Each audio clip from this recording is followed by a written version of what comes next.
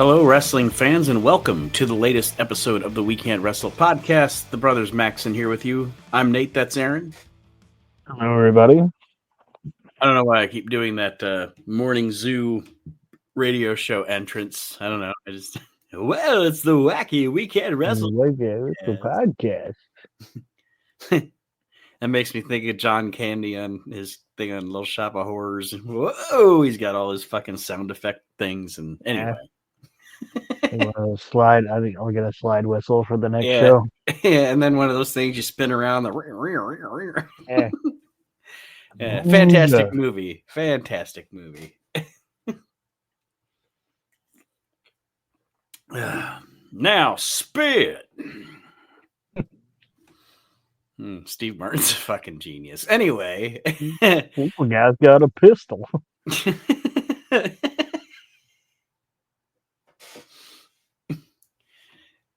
I'll be a dentist is one of the greatest I'll segments. Be your dentist. I'll be a dentist.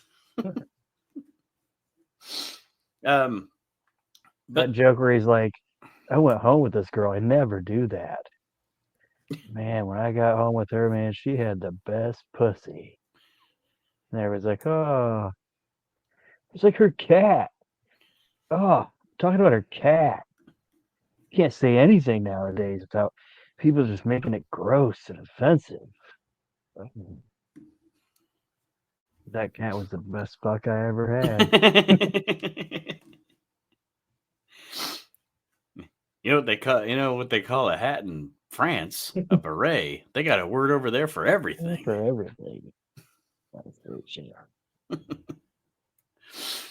But we are the Little Shop of Horrors movie was from 1986. This week on the We Can't Wrestle podcast, we're going back to 1988 as we begin our series of episodes covering the NWA/WCW Clash of the Champions. So it's going to be it's 30. I think it's 30. There's 32 of them or 33 clashes of the champions. 33, I think. Yeah.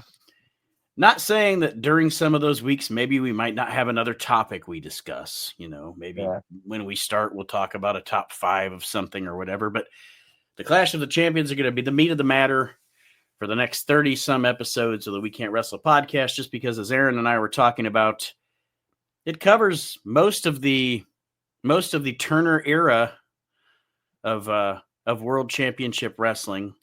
And it's going to be fun. And, you know, we can talk about kind of as we go along, we can talk about the things that that happen in between the certain clashes and things like that. And then the invite is out there for any of you listeners that want to join us to do an episode of the show. I already have one listener lined up coming up on a future episode to join us. If you want to join us and talk about a Clash of the Champions, you're more than welcome to email at wecan'twrestle@gmail.com, or you can personally message me on Facebook, and we can get you on the show to discuss a Clash of the Champions. It only cost you $10.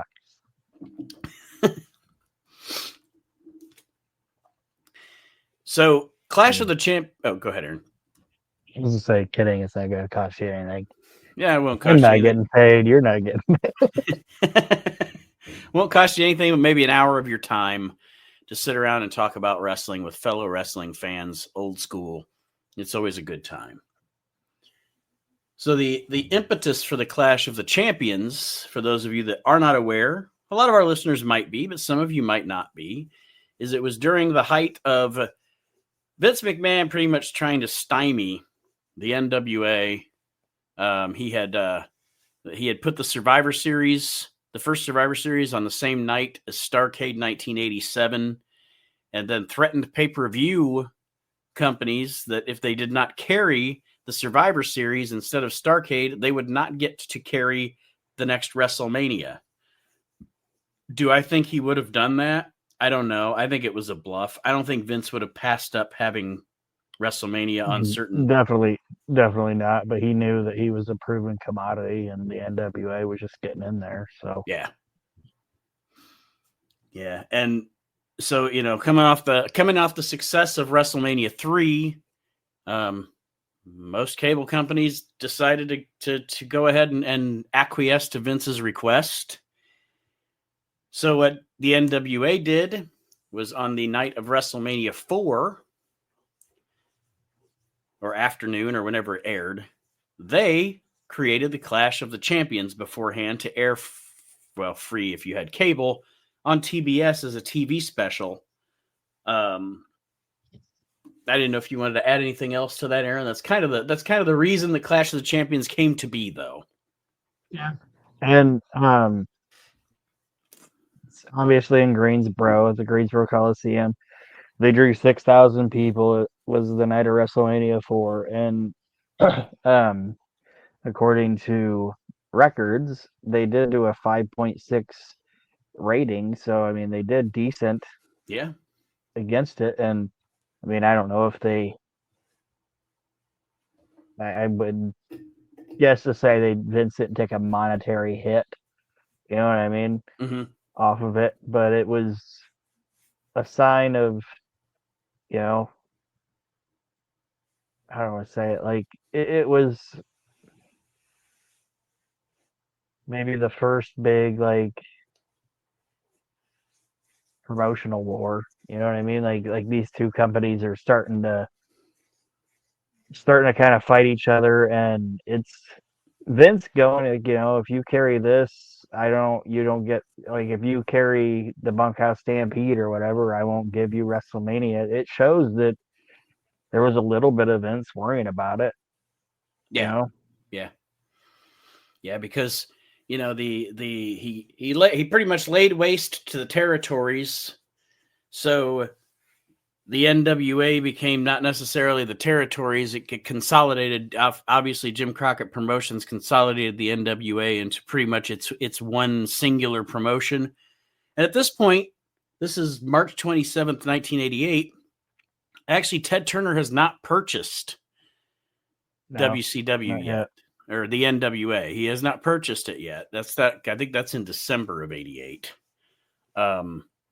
But obviously, with all of their shows being on Turner Broadcasting, Turner has a vested stake in this succeeding. Dusty Rhodes has a vested stake in this succeeding. Jim Crockett. So they put a lot behind this show, a lot of promotion behind this show. There's some good and some bad here. Or I don't even want to say any bad. There's some good, some mediocre. But one thing that I did note down when they first come on the air on Peacock, on the WWE's version of this, there's still like the TV advertisement that aired before the show, and just some of the TV aspects of television, old television, not new television like we know it now. And I wrote down here, I really miss the old days of wrestling on TV, if that makes sense. Yeah. Makes sense. I mean, I know wrestling's still on TV, folks, but it was different back then. That first of all, there wasn't as much fucking product as there is now. Unless you could record it on a VHS, you didn't have to. You could, now I can just watch Raw whenever the hell I want to watch Raw. No, you had to be home. 6:05 Saturday, I have to be home so I can watch this. You know what I mean? Or if you were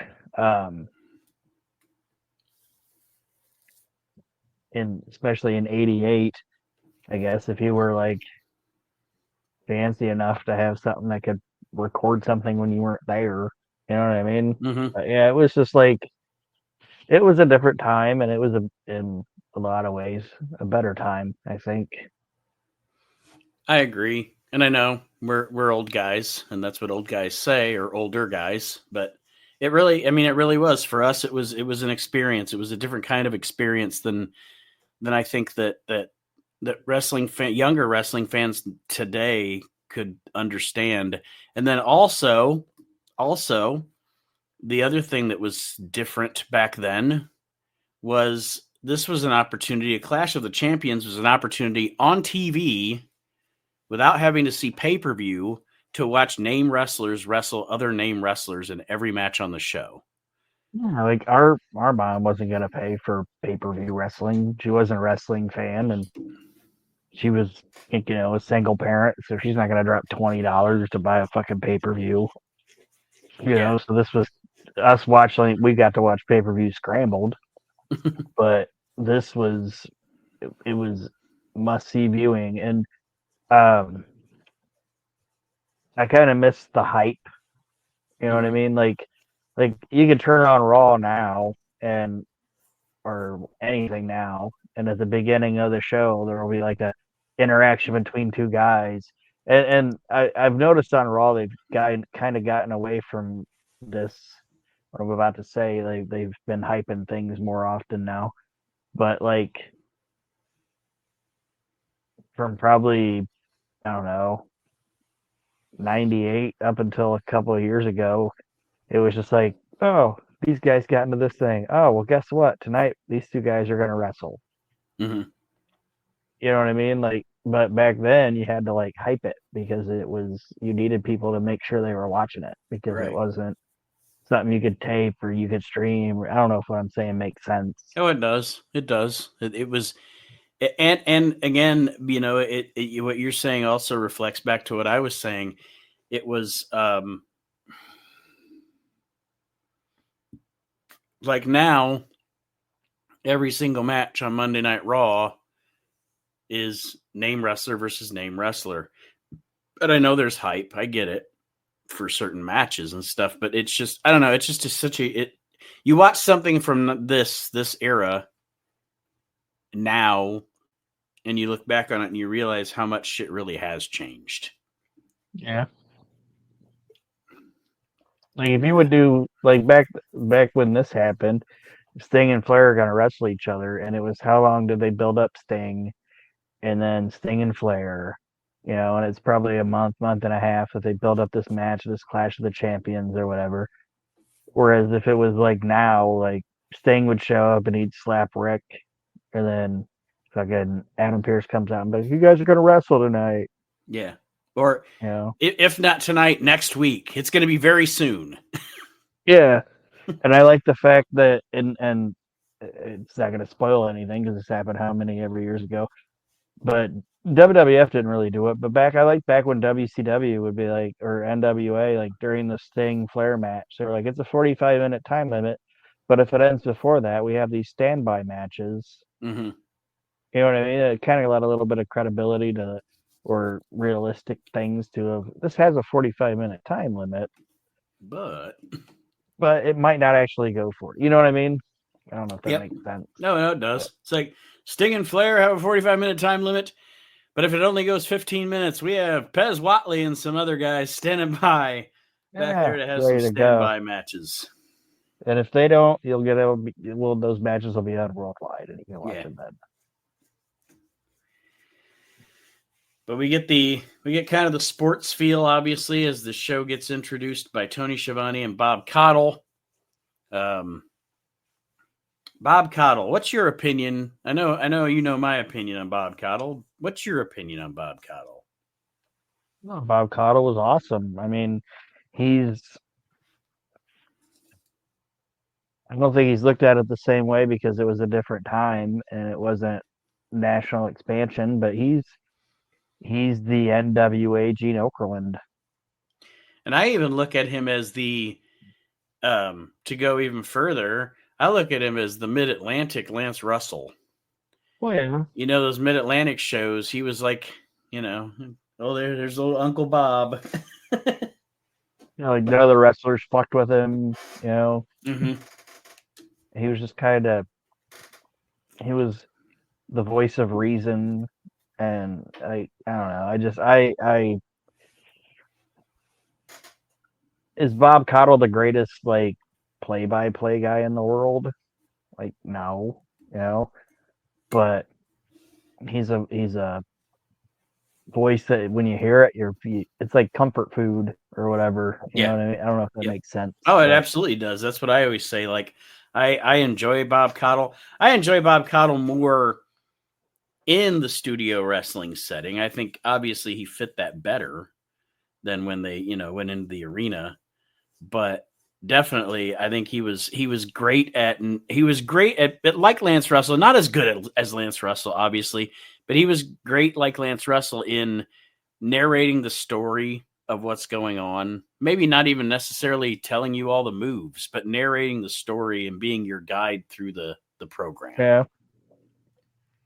Just being like, oh, come on, man, like stuff like that. But Mm-hmm. yeah, he was good. And like you said, Tony's on there too, and I think With his Tony mustache, a with his mustachioed Tony mustache, Schiavone.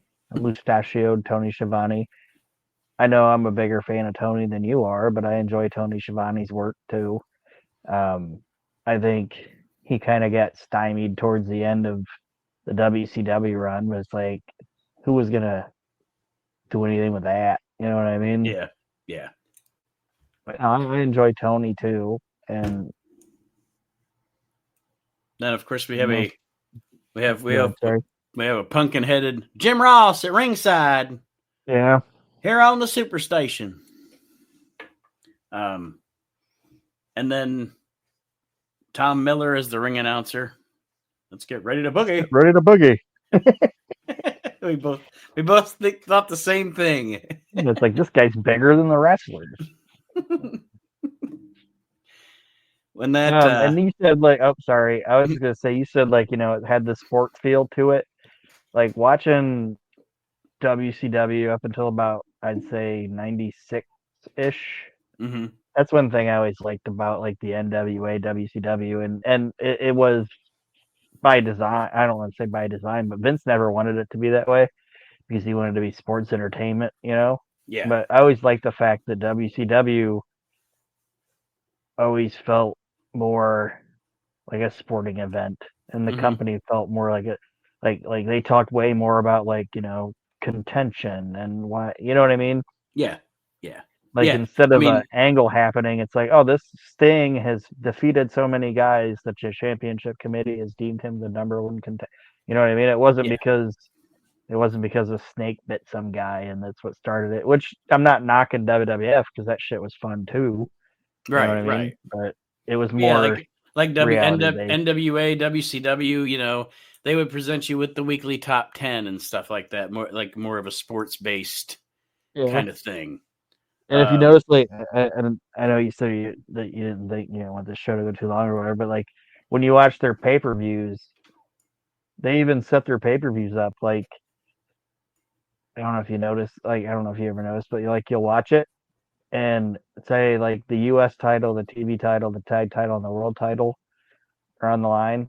They're typically the last four matches of the show. Yeah. You know what Yeah. I mean? Like the show's build up to, all right, now we're getting into the championship match. I don't know if I'm rambling. I Yeah. don't Yeah. No, that ramble, makes but sense. No, that totally. Yep. As the card goes, the matches get bigger and more important, like a boxing card or what have you. yeah.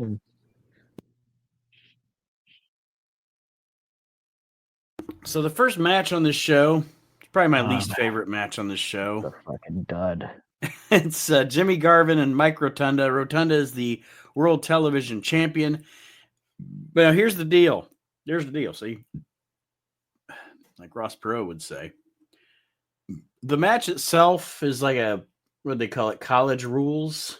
The college rules match, 3 5-minute rounds, and a 1 count pinfall. Yeah, 1 count pinfall. Like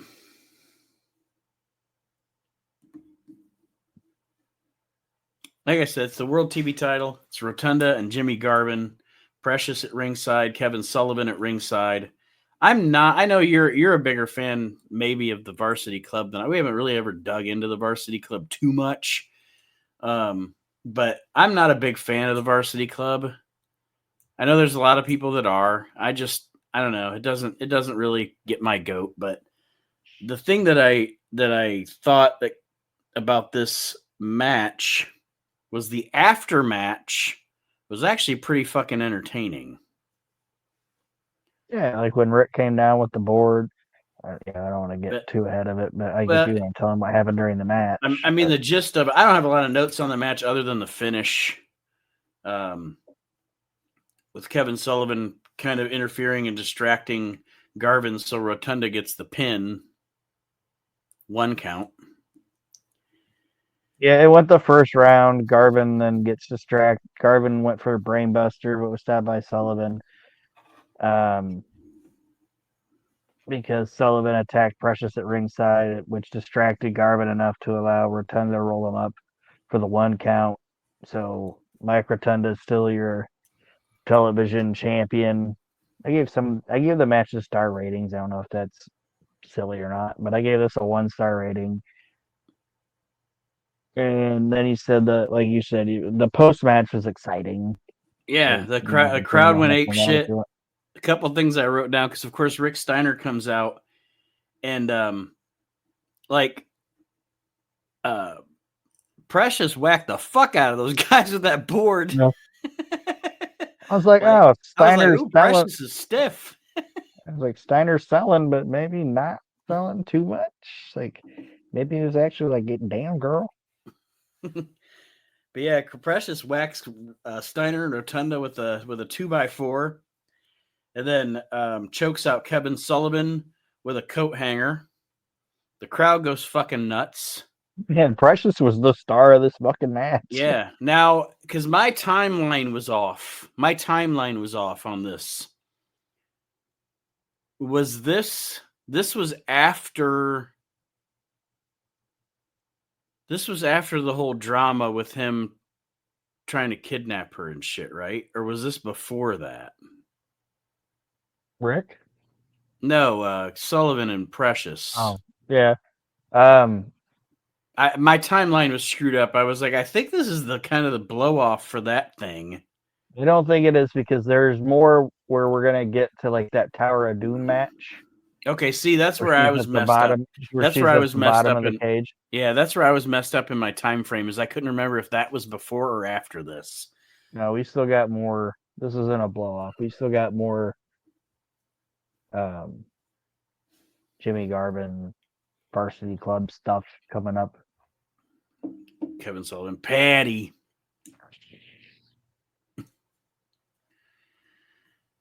The next thing is one of the things I always say. God bless him.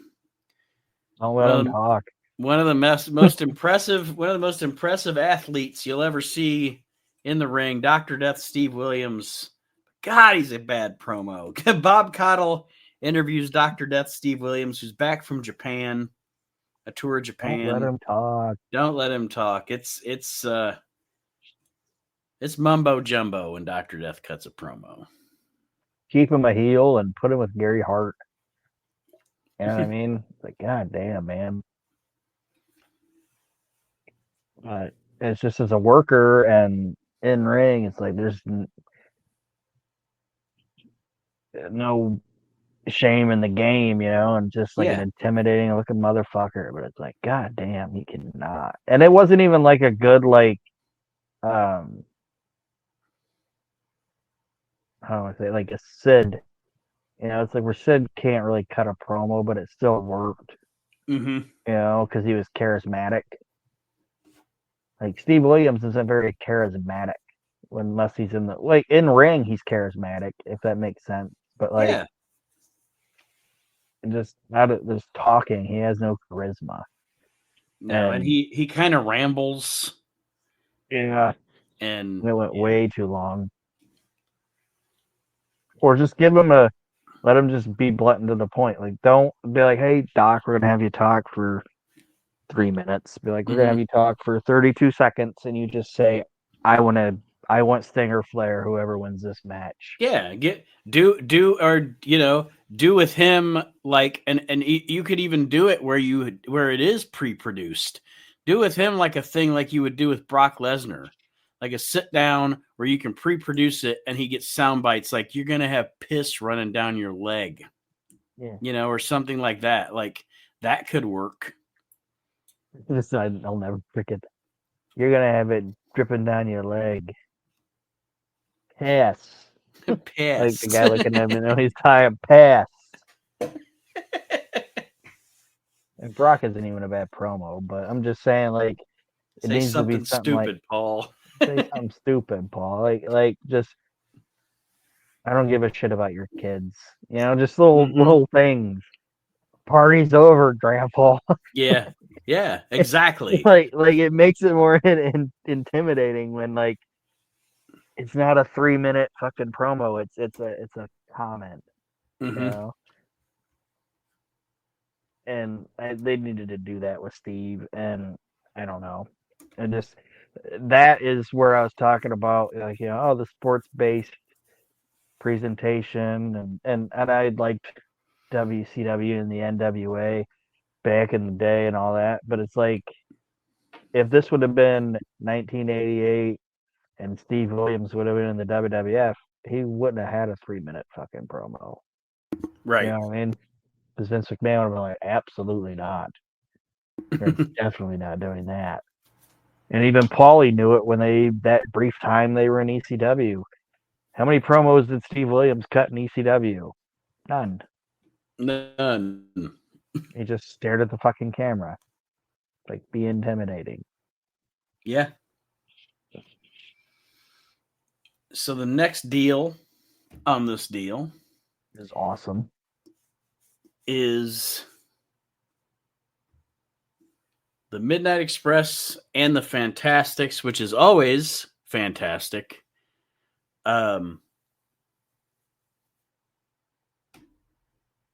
Just as a meat of a match and not the story, like the backstory of it. I actually like their matches together more than um, the Rock and Roll Express. Yeah, I know you've mentioned that before, and I don't have any.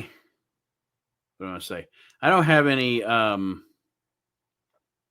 problem with that opinion. It's one of those things where, like, what do I say? I don't agree. I don't necessarily agree with you, but I can see what you're saying. You know what I mean? Yeah. Like, to me, like the Rock and Roll and the Midnight Express obviously has the backstory and the legacy of it and the longevity of it and everything. And but like it's like the Fantastics and the Midnights, it was like two teams beating the shit out of each other. You know what I mean? Mm-hmm. I don't know if that makes sense. No, it does. And But and the Rock and Roll Express are a little smaller than the Midnight Express, you know. mm-hmm. But these two were as big as them, and Tommy and Bobby were a little more like sluggers, you know. Even though they were both. I mean, I'm not saying they were like 6'5" and 250 pounds, but you know what I mean. Yeah, yeah, More hard hitting.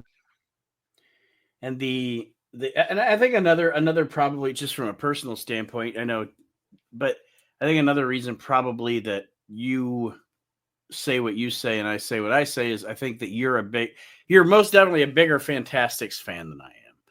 When I say that, Tommy Rogers. yeah, I know.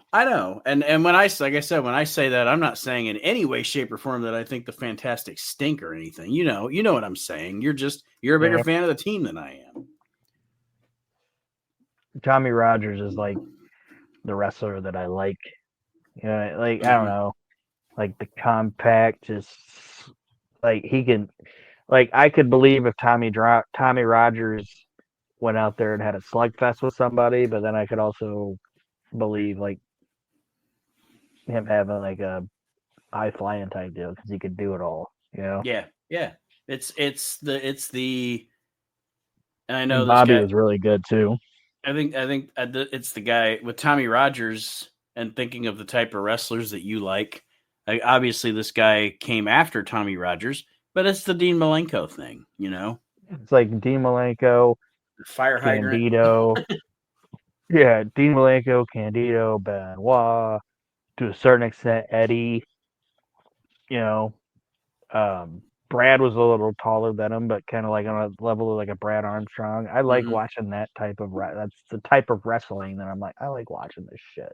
I like a guy that looks like he could handle it with anybody. Well, this match is good shit as it lasts. I think it's only about 10 minutes ish. But we do kind of a dusty finish. I don't know if you had any notes from the match itself, or you just want to roll into the finish and then the after match. But I don't have like a lot of notes on it because it was a match where I was just kind of watching it. I did Watched notice it. that there's a lot of girls, there's a lot of chicks out in the crowd that look like Marty Jannetty that are really into Tommy Rogers. Like a lot of these fan ladies look like Marty Jannetty. Like they have the big poofy hair and the dangling earring. It's the 80s, A pal. lot of, a lot of '80s women look like Marty. Um, but this one um, it had a lot of everything in it. Like they did technical wrestling in the ring. They did hardcore shit. Like Tommy Rogers, he got slammed and bulldogged onto that table at the ringside. Mm-hmm. Like um, it was just an all over the fucking place match, and I really enjoyed it. And like you said, there's a dusty finish in it but I'll let you explain that. Yeah, essentially what happens is essentially the referee misses the tag. I think it's Rogers that tags Fulton, but the referee misses the tag, so he argues with Fulton, and then Fulton throws the referee out of the ring. Tommy Young comes out, but Randy Anderson was the original referee.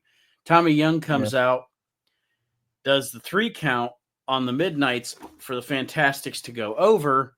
But of course, because he was thrown out of the ring by Bobby Fulton, Randy Anderson reverses Tommy Young's call, and the Midnights win by disqualification and retain their titles.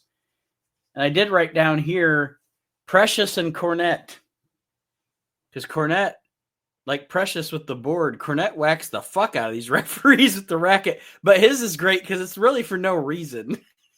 yeah. Like his And guys that's where I was. won at the end of the day. His guys won, but he still Yeah, whacks the shit out of the referees with his yeah. racket. And that's where I was saying it's like the Fulton or the Fantastics is different than the Midnight or the Rock and Roll Express because it's like the Fantastics were pretty boys, but they were still badass. It's like you don't Mm-hmm. see like Ricky Morton throwing the referee out of the ring, but Bobby Fulton's like, "Fuck you, get the fuck out of the way! I want to kick the shit out of this guy." You know what I mean? Yeah.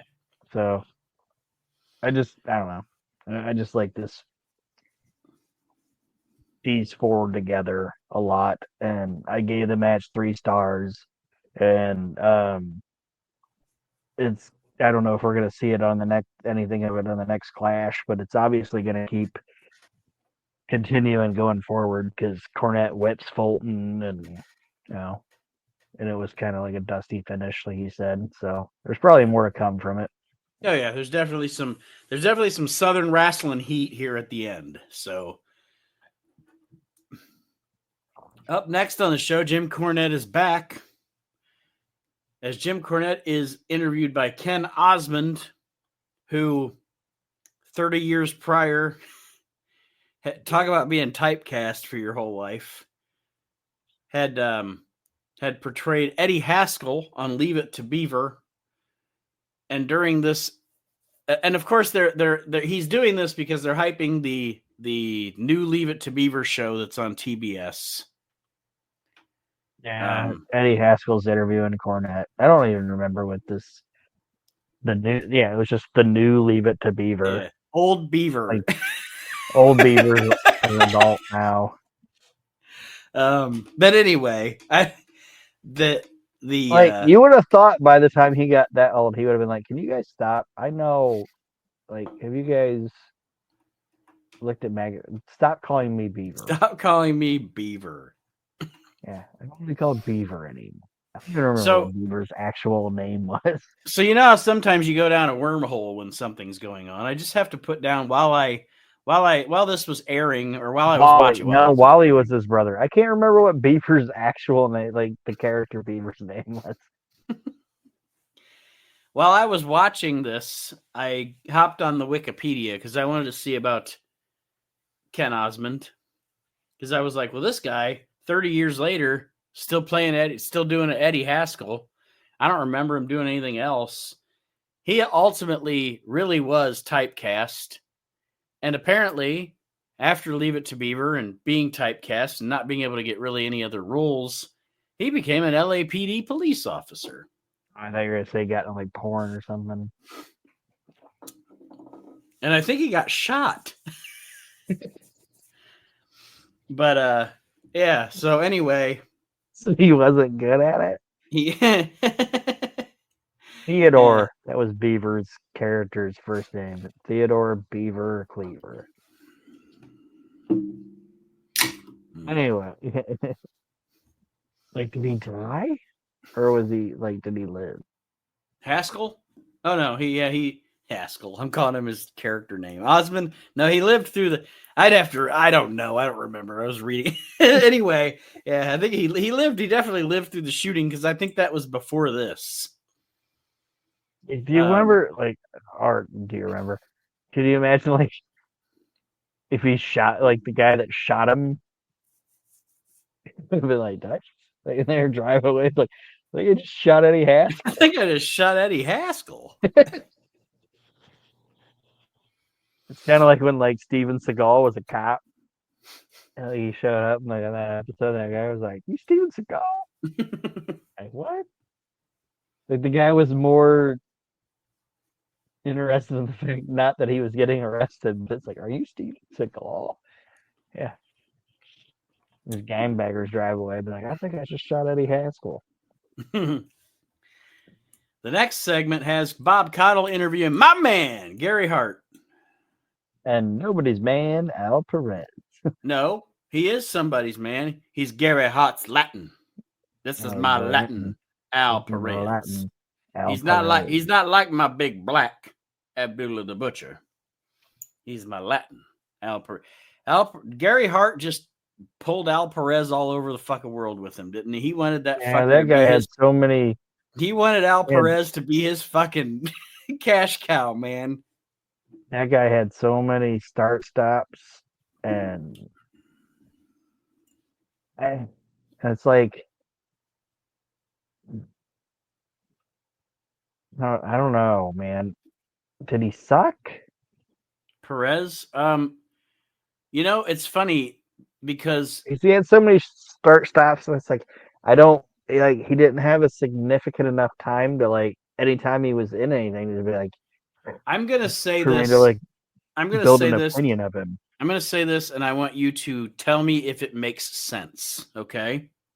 You said, was he good? Al Perez in the NWA and the WWF is mediocre. Okay? Al Perez in the 1986-1987 World Class Championship Wrestling environment stands out. Yeah. Does what I'm saying make sense? Like, he's good enough to be good, but he's not good enough to be good amongst the best. So he would have been like, if you look at it now, be like, oh, he was a really good indie guy. Yeah. Yeah. Or some of the guys that were really good in ECW and really were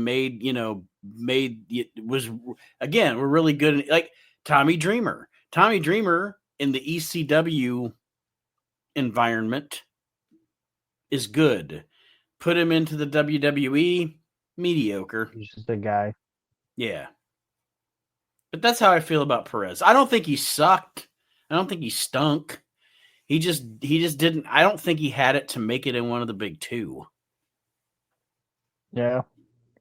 And I still say to this day, like, it's one of the dumbest moves a wrestler ever made. We're gonna make you the Black Scorpion. Wait, I gotta lose at the end of it? Fuck that. You're Al Perez, asshole. You're a fucking idiot. You don't even have Gary Hart with you now. Yeah.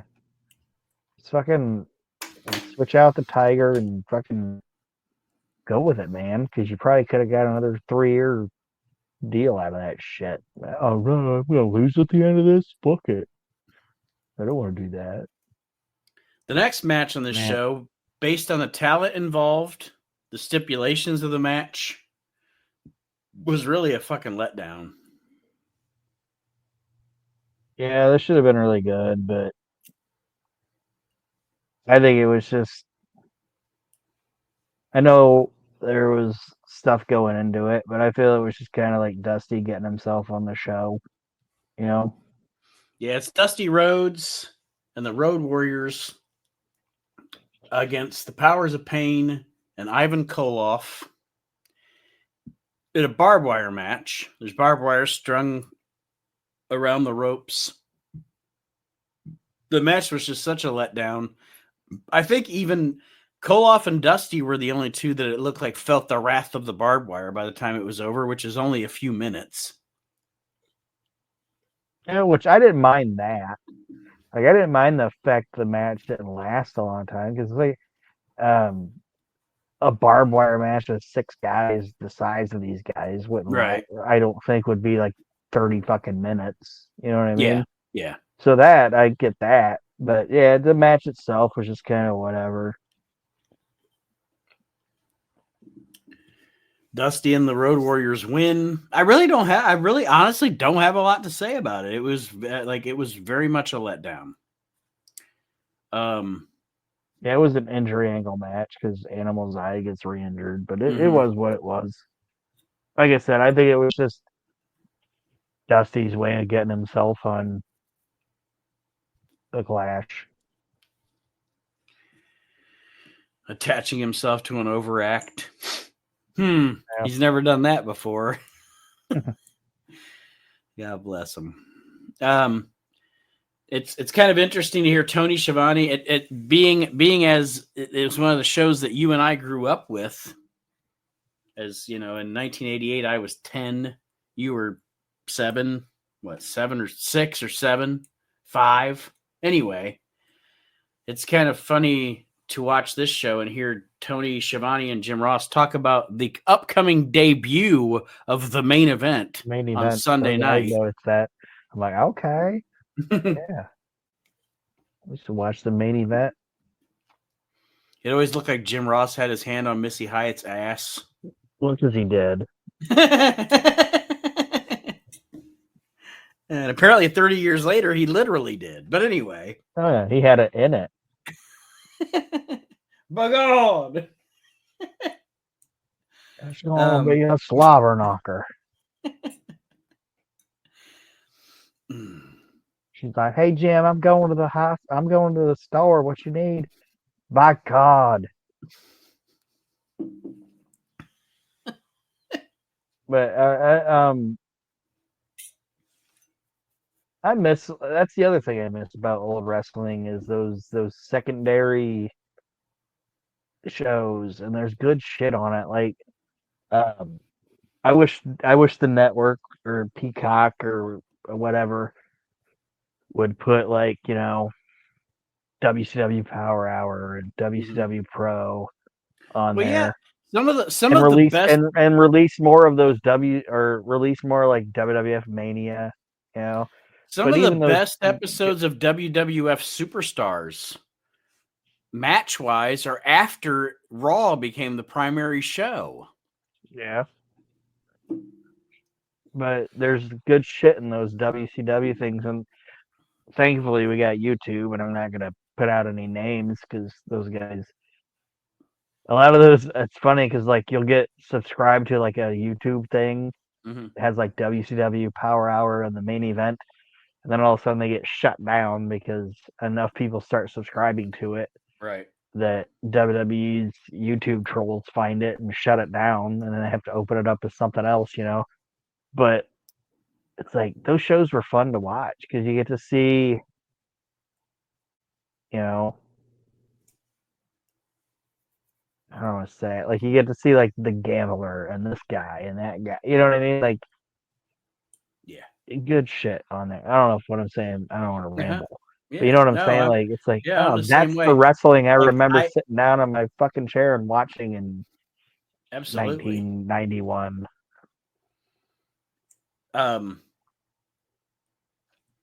Like for instance, just as an example, 1996. Some of the stuff I was watching because I'm in 1996 right now.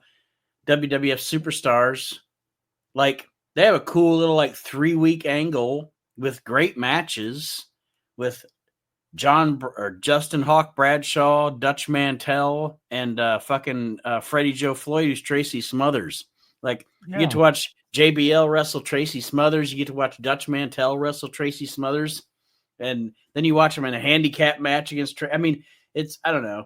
It's fun. It's really fun. It's fun. It's not. Sometimes the kind of wrestling fan you and I are, it's not about the main eventers. You know what I mean? Yeah, it's about the meat and potatoes of it. Like you said, you're watching '96. I just got bored and said, fuck it. Like I started chronologically watching Raw and Nitro. I think I told you that. Now Raw's gone, Yeah. and they haven't got it on Netflix yet. So I was like, fuck it. I want to watch something week to week. So I just started watching. I was like, I'll start in '95 and start watching the Superstars. Right. And that's right in the middle of that tag team title tournament. Mm-hmm. So that's going on. And I was like, oh, it's also watching the meteoric rise and fall of Mantar, like the Mantar career of WWF, and just the other, like last night I watched and they did like a 20-man battle royal. Like, oh, this was fun. Mm-hmm. I missed that shit. Bob Backlund. Yeah, this is all fun shit. Yeah. I totally agree. We're going back with the nostalgia here. Nostalgia. But that's what I'm saying. Like I miss old pro wrestling TV. Pro wrestling TV now they're still such great. They're great athletes and there's great shows, and WWE right now is on a fucking roll, and I really enjoy Hunter's style of booking. But it's just you can't recapture that. It's still not that. You can't recapture. Yeah, you can't recapture the magic of what we watched when we were growing up. The next deal, Bob Caudle interviews Nikita Koloff. Anybody that listens to this show knows that I am that guy that just is not a big fan of Nikita. I really hate his promos. I always thought Nikita Koloff is the least convincing Russian that isn't a Russian ever. I don't understand. I think Nikita Koloff, Scott Simpson, is that his name? Sean Simpson? He does the worst fucking Russian accent ever. I hate it. Anyway. I know he's a badass and he had badass matches and stuff, but I'm just not a big Nikita fan. I'm just not. I never have been. I like Nikita. I liked him. I know, and I know a lot of people do. And I'm just, for me personally, I don't get into Nikita Koloff. Never did, never will.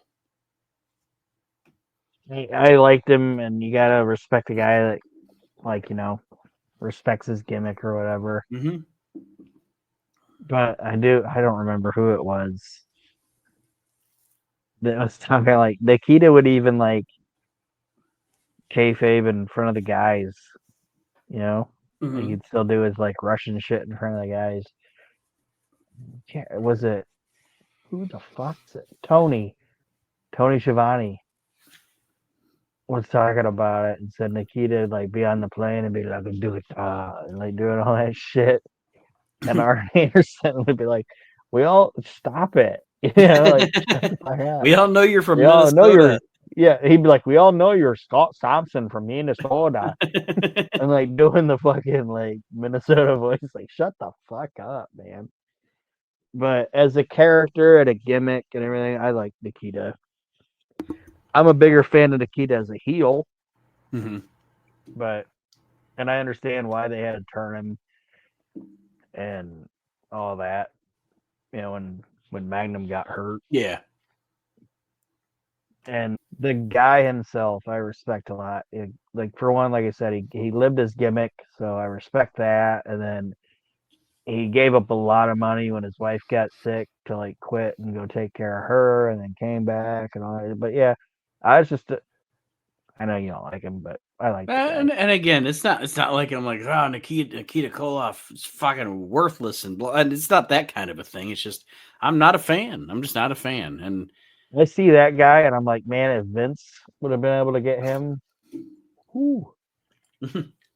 I think it'd be a different story. Like if his wife wouldn't have got sense, I think he'd be a bigger fucking deal than what he was.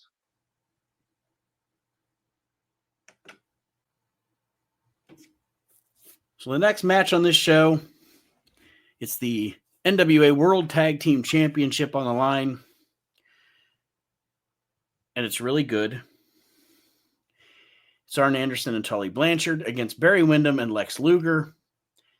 Couple of notes that I had was I didn't very much enjoy this match.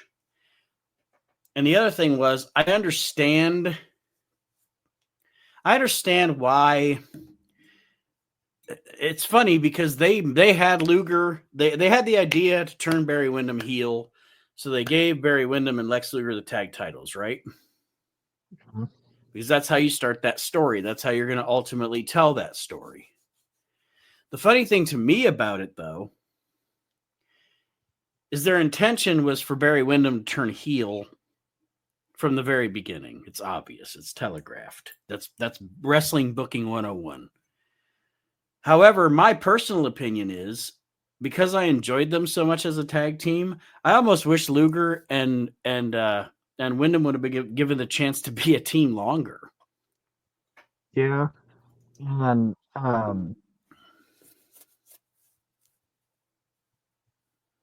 Lex is a guy that gets shit on somewhat because of, like, his WWF run and like there's no way he was going to be the next Hogan. Mm-hmm. It's kind of like what we said about Bill Watts. Like it's like stop trying to find the next Junkyard Dog and just Right. find somebody new. And it took Vince to get to Brett to figure that out. Yeah. But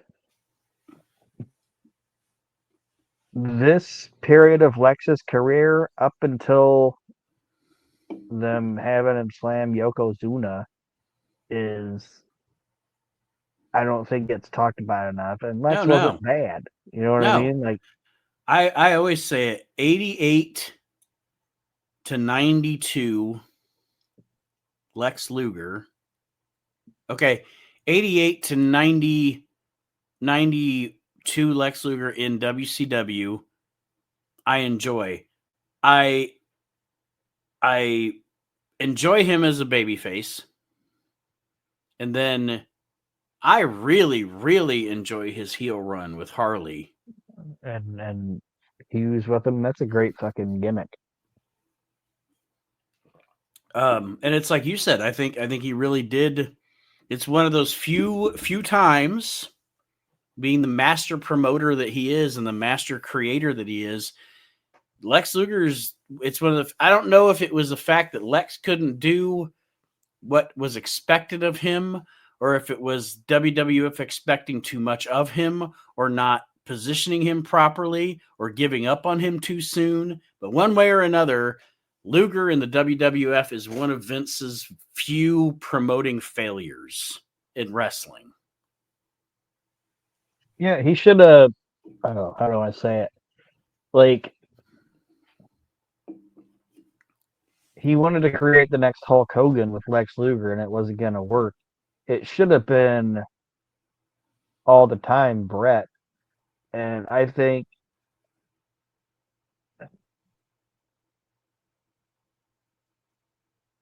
I'm trying to figure out how I want to say it. Like, They bring him. I know they want to call him the total package because that was a WCW thing or whatever, but leave him a heel, and they should have went more with, like, remember when they did that secondary angle at like WrestleMania or whatever, where the Luger hit brunch, it, hit Brett, the hit WrestleMania Brett. brunch. Yeah, if Brett as a face, as the champion, feuding with Lex Luger as a heel. Yeah, absolutely. That's fucking great. And I think Lex would have been much more thought about. And I also in think that WWF time than that. I also think that in 1993/1994, that would have been much better for business. Yeah. It would have been, or if they would have turned him instead of Tatanka. Mm-hmm. You know? Like Lex is a much better heel. Absolutely.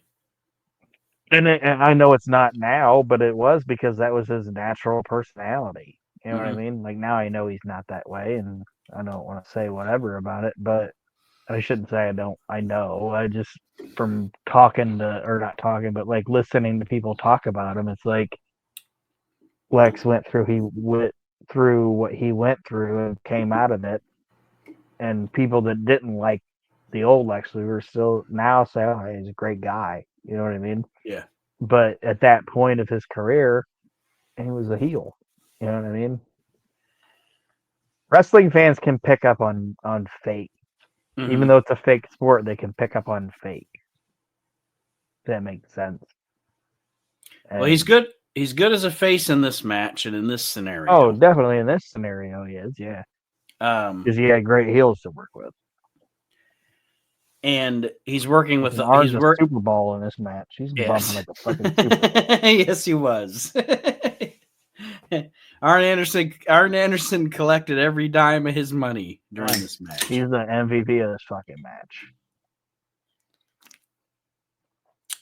Any specific notes or anything to mention? Just that Windham hits a hell of a fucking lariat. I think it was on Lex, I think. But he explodes with it. And like I said, Arn and Tully are bumping around like Super Balls. Until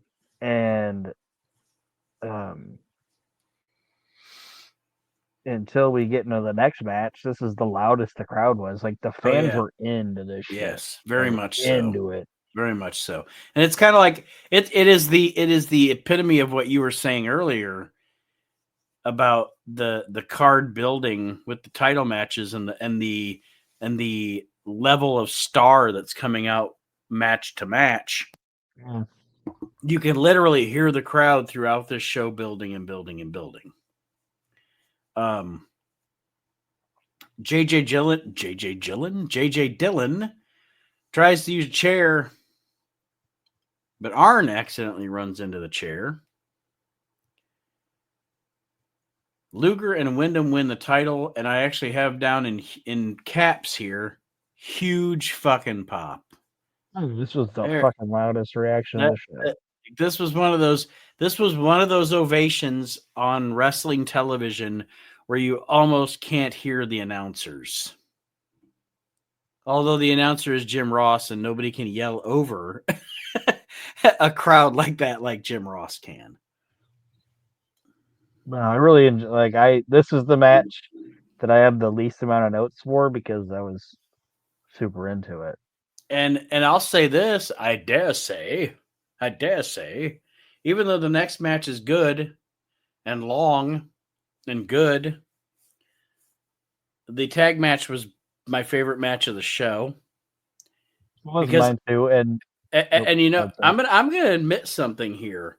Although a good long wrestling match serves its purpose, especially as a world championship match, I don't know about you. I have never been a huge fan of really long wrestling matches. It depends on the situation. I don't know that I particularly care for the down moments during a really long wrestling match. It just depends. It really, really, really, really depends on the guys that are doing it. If that makes sense. But it does. It's like it depends on the story, the guys that are involved in it, and the next match we're going to talk about is kind of where I would say I maybe hit my time frame, depending on what's going on. And with the story of the next match we're going to talk about, I can get away with it. But if it goes a little more than 30, sometimes I'm like, I don't know. If this was supposed to be real, would guys really last this long with it? Right. But yeah, I'm this one was good, and there was the reason I like this match was as a testament to the guys involved because they're all fucking thoroughbreds or whatever. But like, there wasn't a down moment in this fucking match. No. This was absolutely like I said. I'll just repeat it. This was my favorite match of this show.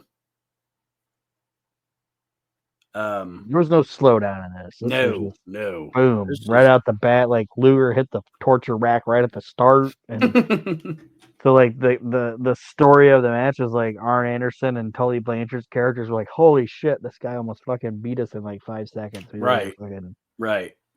be all over him, like white on rice. It's like yeah, it was 4 guys kicking it for the entire. I don't know. What was this, like a 13-minute match or whatever? It was it was around. It was in the teen, I think, early. Actually, hold on. Because I had brought up Wikipedia earlier to look at the attendance. Actually, no, it was only 9 minutes, 9:35. Okay. Yeah, for 9 minutes and 35 seconds, these guys fucking killed it. Yep, and sometimes 9 minutes can be more effective than 45. Yeah. But yeah, like Aaron was alluding to, the main event of this show, and you know why they did this main event? Sting is on the rise. Sting is, at this point, really coming into his own, really being over. This is a credit. Sting is a credit to Dusty Rhodes. You know, you can say a lot of things about Dust as a booker, about how much he served himself, and he did. He served himself a lot. But if he saw that intangible in someone, like Magnum TA, or in this case, Sting, he would strap a fucking rocket to him. And Flair, too. I mean, give credit to Flair. Yeah, oh yeah, definitely. This was Sting's, this match, for good or for bad, for anything in it that was good or bad, is Sting's coming out party. And it's Sting and Flair for the NWA World Title. Your judges at ringside, which I have a note about this later, are Gary Juster, Sandy Scott, Patty Mullins, who in the days of Mid-Atlantic, Sandy Scott's favorite thing to do was have a goddamn tournament for a car. This motherfucker was constantly like, we got a Pontiac and we're going to have a tournament. And the winner gets the goddamn Pontiac. Anyway, that's like my memory of Sandy Scott is him talking to Bob Caudle about a tournament for a fucking car. Patty Mullen, who was Pet of the Year, probably fucked Flair. That's what I was going to ask. It's like, on this card, who do you think fucked her? Flair, she judged the match for him. Kayfabe. I kind of wanted it to be Ivan Koloff. American Bob lady. Caudle. Bob Caudle. It's like, I'd be like the Forrest Gump scene. Guy stuck his vibrating microphone up there. So you got Juster, Sandy Scott, Patty Mullen, who was apparently the Playmate Pet of the Year, a guy who was only ever a star on Wonder Years and NWA, Jason Hervey, and the aforementioned Eddie Haskell. These are your judges. J.J. Dillon, so he can't interfere, is going to be, it's the shark cage gimmick for J.J. Dillon. Yeah. It seemed unnecessary to me, but it really did. It really did. Because actually my notes say JJ in a shark cage, ? Yeah, it's like, yeah, whatever. I mean, it's a good, it's like, that's a good optic. Yeah. And I mean, I guess I do get it, because if you think about JJ didn't do enough with it. You know what I mean? Like, no. To me, it's like, if you're gonna do the shark cage thing, it needs to be part of the match. Like it didn't really matter to the match to me. Like it's like when you do like the shark cage thing, you need somebody like animated like Cornette, or like when Lawler's stuck in it and he's getting a nosebleed and all Yeah. that shit. Yeah. To me, it just seemed like, oh, JJ was up there and he just stood. Well, and the best thing, actually, my favorite shark cage is the Lawler one, because he's in the cage and Brett and Dr. Isaac Yankem are in the cage and Lawler's in the cage, and he throws Isaac Yankem the key to the cage that's below him. But he's got the fear of heights and he's got the nose. That one actually works. It works the best to me, to be honest with you. But I like JJ Dillon, but it's just like, unless they like, and he worked with like promos, and angles. But like when it came to the match, he was just kind of blah. Oh. I don't know if what I'm saying makes sense, but putting him up in the cage, he's just kind of, JJ's standing in the shark cage now. It's like, whatever. Yeah. Okay. So, like Aaron said, this match is Sting is super over, by the way. Yeah, super over. Absolutely over. If they would have done this, with anybody else, it wouldn't have worked. They tried it with Scotty. Yeah. Years later, it fucking worked.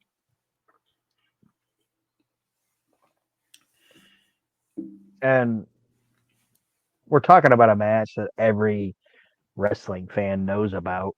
I don't know how much you want to get into it. No, I didn't. I actually didn't. I didn't write down many notes at all, other than the crowd's into it.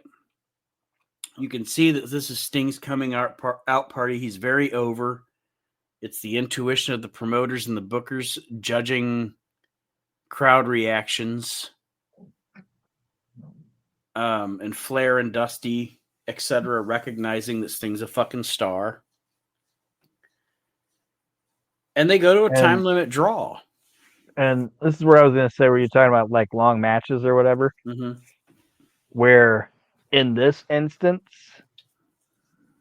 Sting going 45 minutes with Rick and it being a draw,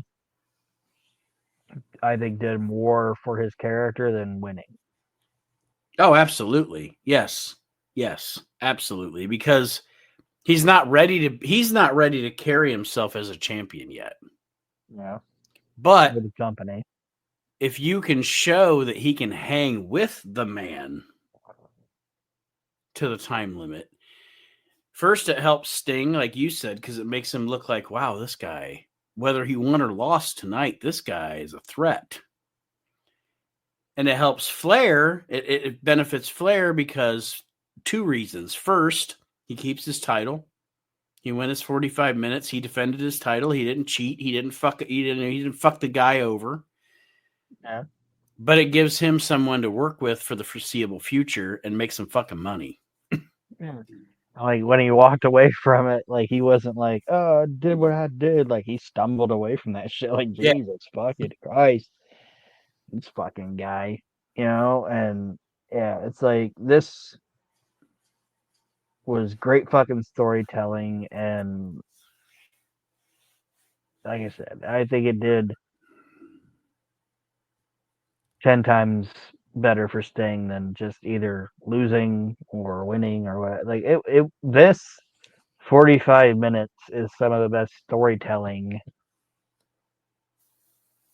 in major modern wrestling ever, I think, and built this guy's fucking career. So here's my parting thoughts on this match. Because because it's a draw, they have to go to the judges. Gary Juster rules in favor of Sting. Patty Mullen, probably because he laid the pipe, rules in the favor of Flair. And Sandy Scott, old Mr. giving away a Pontiac, It's a draw. is the shittiest judge in the history of pro wrestling. Why? Indifferent son of a bitch. Yes, he rules the match a draw, which is the judges are there to decide a winner if there's a draw. Yeah. And since that happened, everybody's like, fuck you, Wayne. Nobody even cares what you think. But yeah, a judge ruling a draw is a terrible thing because your purpose is to be there to determine who wins if there is a draw. Sandy Scott, you are a shitty judge. Yeah. Either you're or that or you care too much about people's opinions. I don't want Sting to be mad. I don't want Flair to be. It's a draw. So listen, Coddle. Sandy Scott's like, so listen, Coddle. What I'm going to do, rule it a draw. Going to give Sting a Ford, give Flair a Chevy, and I'm out of here. This guy's got a fucking car lot. Yeah, come on down to Crazy Sandy's. Come on down to Great Scots. Yeah, you fucker, you beat me. Christopher Lloyd shows up. Great Scott! That's a hell of a deal. It's a hell of a deal. And like I said, Wayne didn't even get to say his opinion. The match itself is a masterclass of storytelling and wrestling, in my opinion. I agree. And when I was a kid, it was like, and there's been better matches since then, you know. But like as a kid, like anytime like WCW would be like, you know, on Saturday night, there'd be times when and this is something that WCW did better than WWF did too, is they'd go back in their history, you know. Like they didn't give a shit if another guy was in a company. They'd still play shit on TBS, you know. And that was all of Vince Pickle. Yeah. But there'd be like a couple times, like maybe every 3 or 4 years, like WCW, instead of having like Saturday night, they'd do those cool like WCW up all night things, and it'd be like a 6-7 hour block of just WCW programming, you know. Mm-hmm. And this was like always on there. I'm like, oh man, we're gonna get to watch Sting and Flair again. And like this match was like the fucking match. Like, I don't want to say it, like it for a 90s WCW fan. No, you're right. For a 90s WCW fan, Sting and Flair are the shit. Yeah. And this match to me is like the WCW's equivalent of and you can shit on me if you want when I say it, but it's like the equivalent of Steamboat Savage. Mm-hmm. Like Steamboat Savage, for the longest time, this is the greatest match that ever happened in WWF. You know what I mean? Right. And for like the longest time, Sting, Flair, Clash won 45 minutes. This is the greatest match we've ever promoted and produced. And it was like that for a very fucking long time, in my opinion. And I see absolutely what you're saying. You know, bell to bell, this is the best match we've had. This is it. Yeah. This is the tits. This is it. Yeah. And these are our guys. Well, that being said, all things shaken out as they are, what overall do you give a rating for the inaugural Clash of Champions as we begin this series? Like a star rating? Yeah. If you're whatever you want to do. It doesn't matter. If you had to do a 5-star rating, I'd give this show a 4-star. Other than that fucking popcorn fart at the beginning, I enjoyed every bit of it. I would say 4 stars, and the only things that would detract for me are, like you said, I was not a fan of the opening contest, And then I was not a fan of the 6-man either, just because I thought the way that it was, the talent that was in it and the way that it was billed, it was very much a letdown. The Dusty Road Warriors Powers of Pain Ivan Koloff match. But yeah, good start for Clash of the Champions, obviously, as we're talking about it some almost 40 years later. But I'm really looking forward to progressing through the history of Clash of the Champions here on the We Can't Wrestle podcast. And like I said, y'all, some weeks the reviews might be shorter. Some weeks they might be longer. Some weeks we might have the review and then also maybe want to throw in a top 5 or a top 10 or something as an added thing. We're not negating everything else we do for 33 weeks. But I just think that going through these Clash of the Champions is going to be a fun experience. And like I said, your opportunity to jump in and join us anytime. Just contact us, We Can't Wrestle Podcast at gmail.com, or message me personally on Facebook. Join the WNR podcast. Join the WNR Podcast Network Facebook page, and you can find me there to contact me. Yep. And you can hit me up, and I'll let you know what my PayPal is, and send me that $10. You'll send through Cash App. Cash App. Did you say ketchup? All right, we're gonna get out of here. Aaron, any parting words for our listeners? Because I've said all my parting words. No, like Nate said, just if you're interested in joining, email him. Don't email me. And the best way to get the show onward and upward is rate, review, do all that. And did you plug your YouTube? WNR Podcast Network on the YouTube. I have not logged into it in a couple of days, so Our one buddy's on there posting a lot of comments. I appreciate that guy. Rigamus. Our man, Rigamus. We need more Rigamuses. We need more Rigamuses. God damn it. So, yeah. Anyway, just write or rate, review, and share.